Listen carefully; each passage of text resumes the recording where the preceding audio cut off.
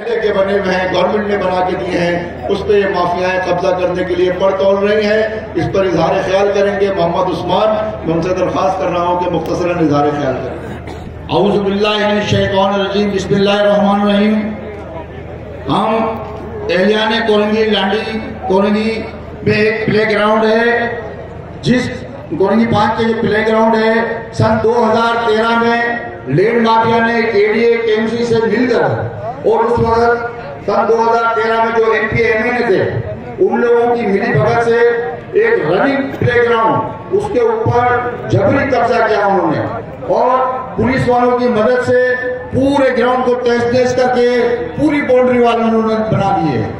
हम लोगों ने जगह जगह जाकर ये लोगों से कहा कि भाई हमारे प्ले ग्राउंड के ऊपर कब्जा हुआ है, लेकिन किसी ने हमारी बात नहीं सुनी।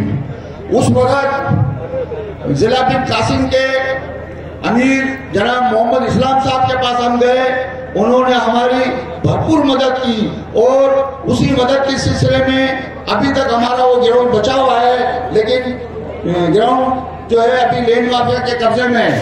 हत्ता के अभी करंट सुप्रीम कोर्ट का एक ऑर्डर है 24 तारीख का, उसमें सुप्रीम कोर्ट ने वाज़ेह तौर पर प्ले ग्राउंड को जो है वो वागुजार कराने का हुक्म दिया है।